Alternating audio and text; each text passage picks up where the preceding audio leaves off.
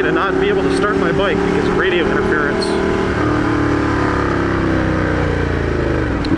Had to use the PIN code. That's the annoying thing. Sometimes at gas stations there'll be some kind of radio interference. The keyless just does not, it's not strong enough to overpower the other signals. I've never had that issue with my car. I don't know what it is about the Ducati key fob. It's just a little, I think the problem is that their antenna is a little too weak. Probably the antenna on the key fob itself doesn't transmit strongly enough. Although if you leave your key fob next to your bike overnight, it'll actually run the battery down. So a vehicle that has keyless entry, you do not want to, seems like it might be an interesting road. You do not want to leave your key anywhere near the vehicle. Like, don't hang your jacket up with the key in the pocket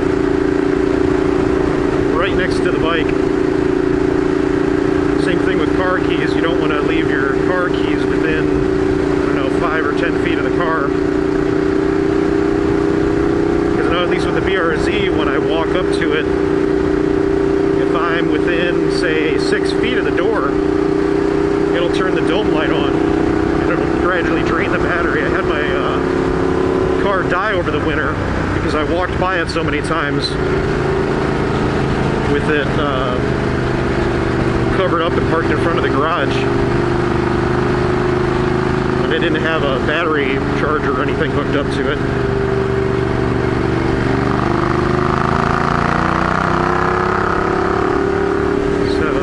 Was like strong enough to turn the gauges and everything on and try to start once, but it was a really weak start, and after that I had to give it a jump with the STI.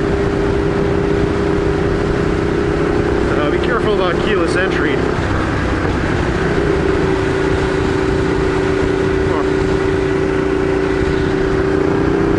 That's what most of Southern California looks like.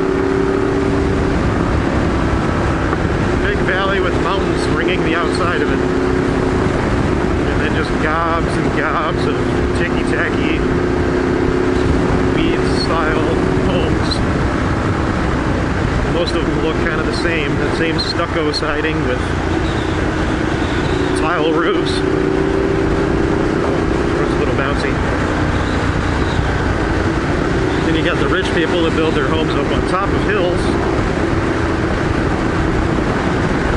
Hopefully they picked a good hill that's sound, because an earthquake can shake and loosen up the base and cause the foundation to crack. Because people on Malibu have had entire homes fall off of hills after a while.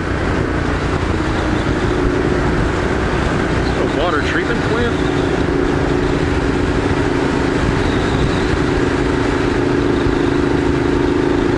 Must be cheap property on hillsides out in the middle of fucking nowhere. Rich guys bought to build their homes on. That does look kind of like the water treatment plant up there.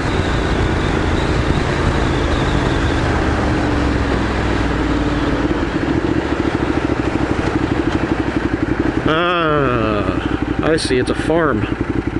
Probably grapes.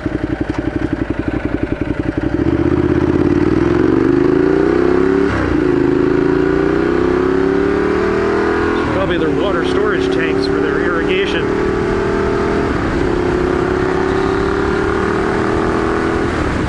So yeah, funny thing about California, they're in a drought this year, and the most recent news that I heard was that people were going to be getting fined for not having a nozzle on their hoses, like your watering hose for your property. You're going to fine people like $500 or some bullshit for not having a nozzle, probably water conserving nozzle, or I don't know. That's just kind of bullshit. And then they were also going to fine people who weren't watering their lawns, because not watering your lawn and letting it turn brown, like some of this stuff that you see on the sides of the road, lowers property values. Oh, well, woo-hoo. Unless you're trying to keep the gentrification going, I really don't have a problem with property values dropping, because I'm in the market for a house. So that's some bullshit. We're in the middle of a drought, and the Spectrum Center, which is on the corner of like the 405 and the 5 freeways where they cross, the Spectrum Center at like midnight, I got out of a movie late one time, and this was like a month ago, and I'm walking back to my car, and the people at the Spectrum Center are walking around watering the ground.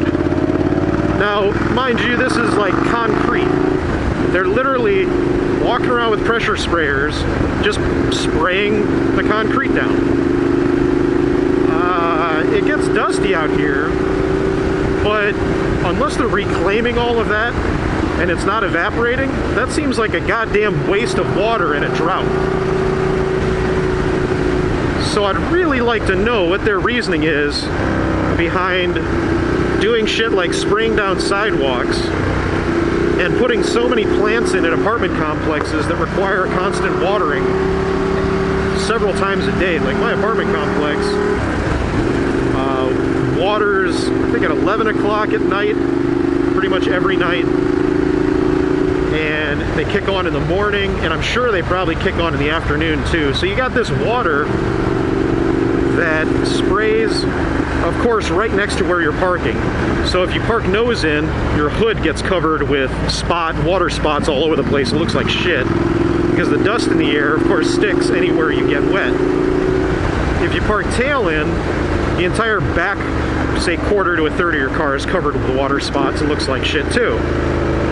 So it's like, if you want to keep your car looking nice, if it wasn't getting touched by sprinklers, yeah, it would look good for like a month, maybe 2. But because you're dealing with watering all the time, interesting road.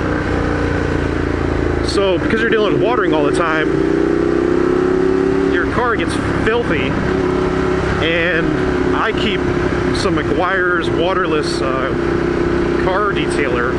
It's like that spray polish, waterless spray polish, kind of like the Honda Pro stuff you use to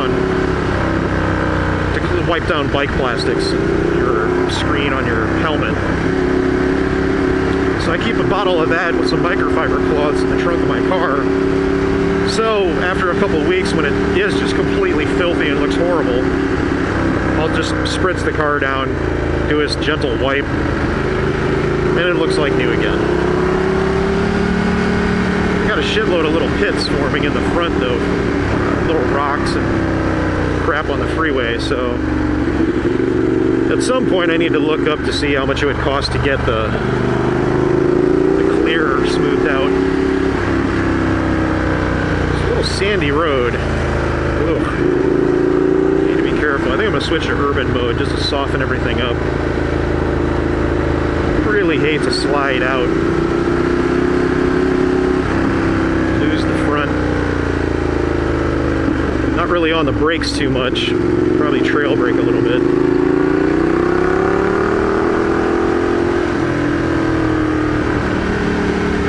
But these tires are a couple years old. I forgot to check the damn wear bars to see how much tread I've got.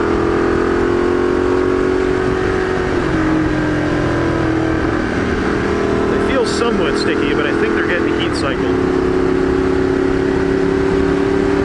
They've been through a really cold winter. It's negative 18 Fahrenheit.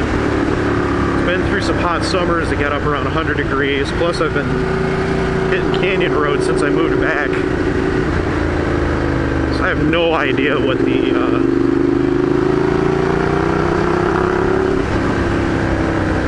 see, tires naturally, as part of the compound to make them sticky, they have kind of these natural oils in the tires. And for anybody who's seen plastic or rubber, well, not plastic, but rubber, like rubber gaskets that's over, say, 10 years old, like rubber bands. Yeah, if you've got rubber bands that are, say, 10 to 15 years old, you pull those out and they're all cracked and nasty and dry. Oh, bumpy. Well, it's kind of the same thing with tires. If you heat cycle the rubber by riding, because the tires naturally warm up as they go across the asphalt, and it's a helicopter right there. Oh, it's a sprayer. It's kind of cool. I'm gonna get distracted. So as you heat cycle the tires, that oil that is part of the rubber mix, the rubber compound, gradually gets kind of cooked out of the tire. Like if you imagine a fresh piece of steak and you apply heat to it, it gradually browns, gets a little drier. If you just keep applying heat to it and re-cooking it, it eventually gets to the point where it's just completely dried out and it's basically a brick. Well, that happens with tires, with the oils that are in the tires. Over time, if you heat cycle it too much, you just cook the oil out. And the oil is part of what gives the rubber its stickiness. And eventually you'll just end up with a really hard tire that does not want to stick to the pavement at all. Like if you've ever had super sport tires on your bike, and really most tires you'll be able to do this, once you get them hot, say in the middle of the summer, you go on a ride, spirited ride, get the tires nice and warm and take your glove off after you're done riding, you touch the tire, your hand kind of sticks to it a little bit.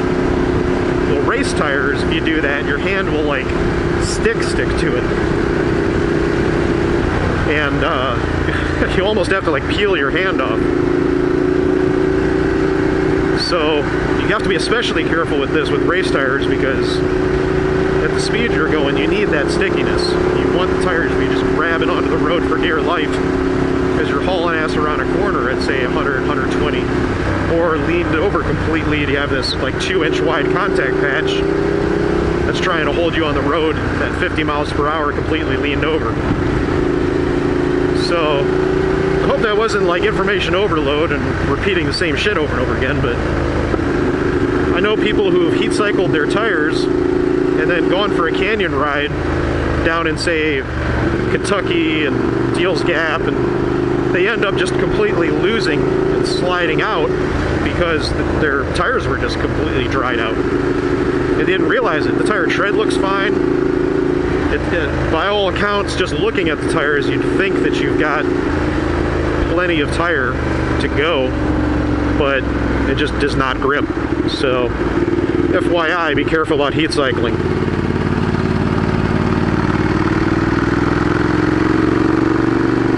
Last thing you want on a road like this, or Mulholland, or anywhere, is hit a corner, have the front end wash out on you and go off a cliff.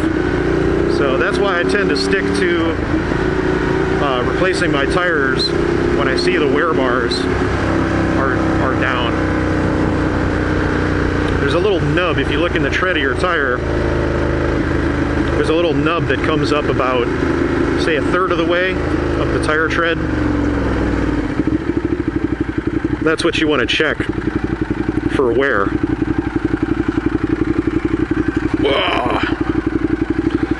So we'll wait, get some lead on that truck, and then start back up later.